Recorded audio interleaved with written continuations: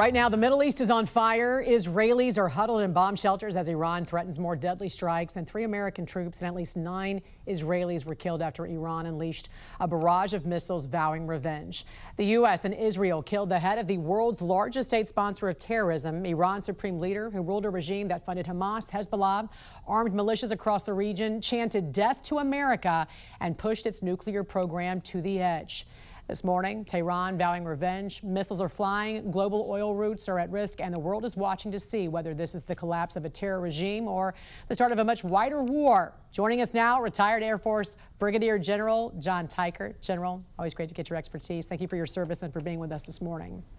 Jan, thanks again for having me. Are we witnessing the beginning of the end for a regime that sponsored terror for decades, or do you think this could also be the beginning of a longer and more dangerous chapter?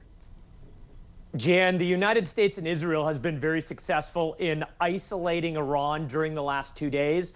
Part of that is destroying their military and civilian command and control. That means that they're fighting deaf, dumb, and blind.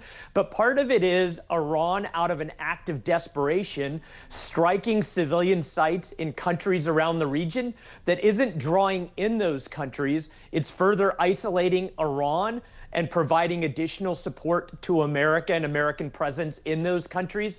And I think it, again, is an act of desperation from a regime that realizes that their days are numbered.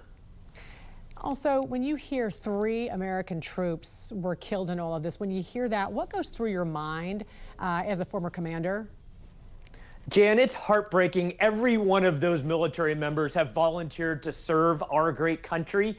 And it just breaks my heart to think about those deaths, their family members, their friends, their colleagues, and their units. And I think it's important to realize that military complex operations are extremely difficult. We make them look easy in Midnight Hammer or in Venezuela or elsewhere, but they're always fraught with risk. And unfortunately, we're seeing some of that risk realized in the last couple of days. Yeah, is this the kind of action that restores deterrence globally, not just against Iran, but against China, but against Russia? Or could Moscow and Beijing see an opportunity here? What's your thoughts? Jan, deterrence comes down to 2 factors: strength of capability, we've got it, and strength of will, we have demonstrated it. And especially in the last year, we have seen our assets and Israeli assets shred the Russian and Chinese air defenses of Iran and Venezuela. I think all of that puts into their minds a firm understanding that we do have strength of capability, superior capability, and will. And I think it does provide a huge dose of deterrence as a result. How significant is it strategically to remove the leader of the world's largest state sponsor of terrorism in a single operation? Jan, Iran has actually been the most consistent adversary to the United States for the last 4.5 decades. They have consistently targeted Americans in the region and beyond. They are that world's largest state sponsor of terrorism. They have created an arc of instability around the region that has ruined the lives of people throughout the Middle East. And they have no problem slaughtering tens of thousands of their own citizens. This is significant. Like I said, I think it's the beginning of the end. And now it is incumbent upon the Iranian people, like the president challenged them to do, to rise up and overthrow the regime from within. Very quickly now, Iran, we know, targeting U.S. bases and also trying to, shut off shipping through the Strait of Hormuz. What are the military options here? And talk about the significance of that shipping channel when it comes to providing, the rest of the world with these oil shipments from the very oil-rich countries there in the Middle East. Jan, number one, it's important to realize that the United States now under President Trump enjoys energy independence. So we are not reliant on oil flows, but about 20% of the world's oil flows do flow through the Persian Gulf and the Straits of Hormuz. There have been maybe up to a 20% spike in oil prices at this point, but one of the reasons we're destroying Iranian command and control and naval sites is to shore up that region as quickly as possible to get back to those flows going to our allies and partners around the world. All right, General John Tiker, always a pleasure to talking to you, sir, and to get your perspective this morning. We will continue to follow this defining moment for the world, and we appreciate you joining us. You got it. Thanks, Jen. With Iran's supreme leader dead, ending a nearly 40-year iron rule, tonight there are two major questions. Who's now running Iran and what comes next? Our Christian Flores spoke with a prominent opposition leader who fled Iran 20 years ago and what he says must be included in the country's future. They broke my wrist and they destroyed my knee. They broke 50 bones in my body. Amir Fakhrivar wears his past on his face and body. A lot of scars on my face. Permanent reminders of why he left his home country of Iran. When I was 16, that was the first time I was arrested. The charge was criticizing the supreme leader. I spent more than 5 years in prison, under torture, in solitary confinement. Trust me, the tortures in Iranian prison is not easy. That pain and suffering birthing a revolution. At the prison cell, we created this organization.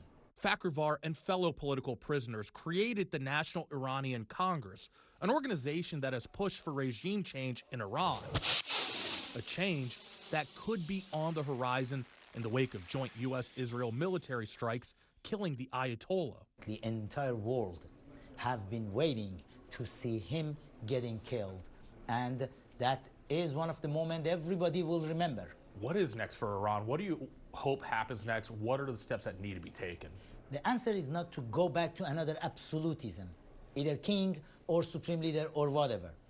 The answer is to go toward a constitution, rule of law. Every nation needs one Thomas Jefferson to come up with the idea of constitution.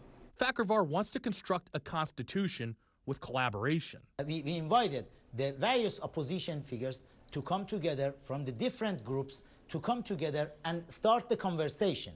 Conversation leading to words on a page. This is possible. If it was not possible, last week, 3 days ago, after seeing the supreme leader is getting killed like this, it's very possible. And fighting for life, liberty, and equality before the law for everyone. Christian Flores, 7 News.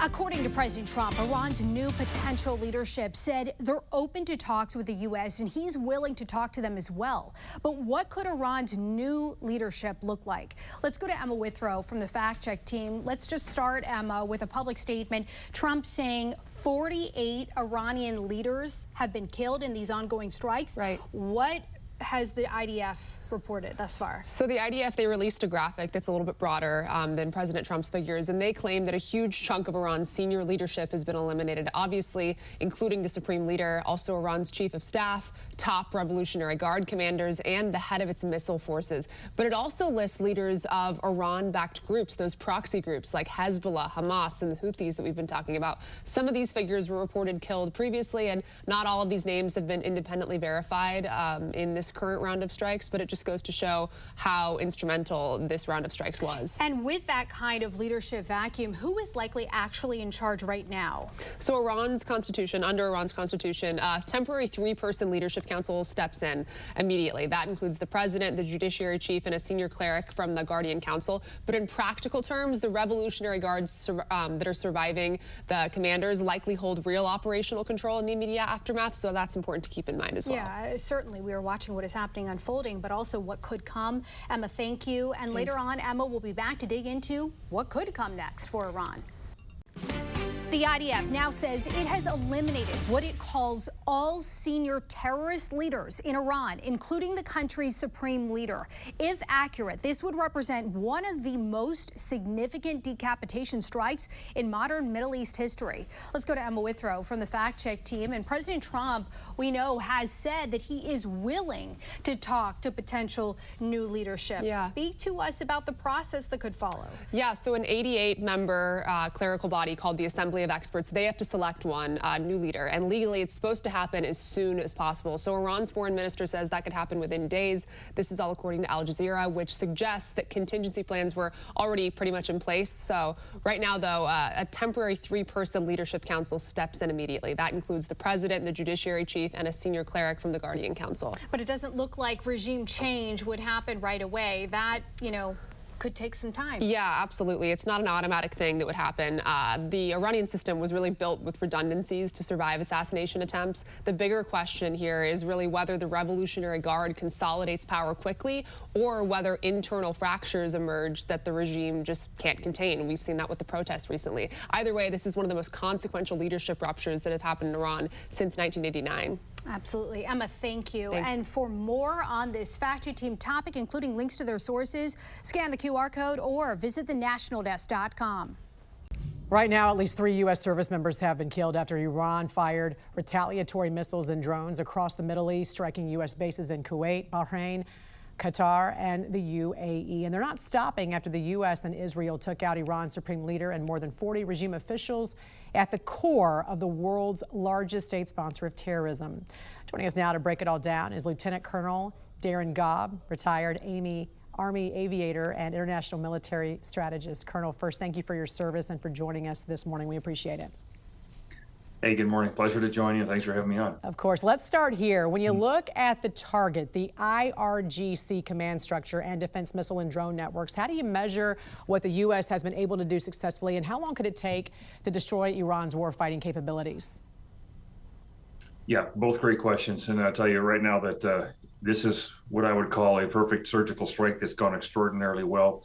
Lots of aircraft, two different, what they were, Israeli and American fighter jets, bombers, and different assets. Between the degradation of their radar systems, their ability to connect things through cyber and many other things, this is an extraordinarily well done military exercise, or military operation so far. America can be very proud of its military and know that it is still a force to be reckoned with and the most powerful military on the world stage, and we're proving it in action as we speak. No surprise right now that we're successfully destroying their air defense. We're basically walking through Iran right now, and they cannot respond to us. They can't do anything to us at all.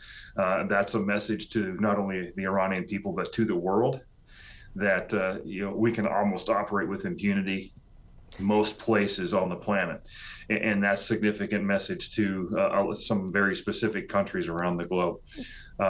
So air defense artilleries, the missile sites and silos, we've got most of their mobile launchers already, probably 2/3. We're well into destroying their Navy to keep the straits open. I think the nuclear equation right now is not something we need to worry about. They're not going to be able to do that. And right now I say the top target is going to be making sure their Navy is taken care of. But right, what happens? It's quite the impressive move to remove their command structure, their people, 41. Absolutely. Sure. But what happens next inside Iran? Does this set the stage for the Revolutionary Guard to consolidate power? Could we see more chaos spill out across the region as a result? What's next? We absolutely could. And when you talk about chaos, first of all, you're already seeing that a little bit because Iran's just seems like it's flailing at every country in the Gulf region as well as Cyprus. This is a nation that's realizing, whose leadership is realizing that it's actually losing power, that it's probably about ready to lose its status, and they're just going to keep launching things at everybody, which is interesting because they're making enemies of everybody around them right now. That's externally. How do you contain escalation without signaling weakness? I mean, is there a clear off-ramp, or does deterrence now require overwhelming and sustained pressure? Well, I think the off-ramp is basically when those systems that can reach outside the borders of Iran, specifically the ballistic missiles and things like that, are ineffective, or they've run out of them. And that's probably the critical thing right there, is that they can't affect the rest of the nations around them. So the off-ramp is that Iran is ineffective at attacking their neighbors. Once again, my fear is what you mentioned before, is the IRGC consolidating, specifically with the Quds Force, creating a new kind of leadership within their structure that maintains their power and leverage over their own population, to where the Iranian people can't fix this for themselves. How concerned should we be about China and Russia coming to Iran's defense, especially given that Iran controls a vital shipping lane for crude oil, especially to China? That's not high on my list of concerns right now. It is interesting that we've taken out the top 2 oil suppliers of China, with Venezuela and Iran, both of them within 60 days. So of the two of those nations, I would be most concerned about any kind of response from China, but I do not think they're prepared to do so because they're watching what we're capable of right now. And what we're doing in Iran, we can do elsewhere if we have to. They're using the same systems in China for the most part, and their military also is poorly led and trained. I don't think they're going to think this would be worth it. There are other things that we could discuss with this, but China would be the number one concern there. Russia, generally speaking, well, they're used to getting supplies, specifically drones and low-cost weaponry to keep their war going in Ukraine. Cutting that off is of concern to Russia, but look how long it's taken for them to move within what I would call the size of a few counties in the United States into Ukraine. Russia's military is not that strong and that well trained either. I think they're already tied up with what they're doing. All right. Colonel Darren Gobb, thank you so much for your perspective this morning and again for your service. We certainly appreciate it, and hopefully we can check in with you throughout the week. Thank you. Sounds good. Thank you.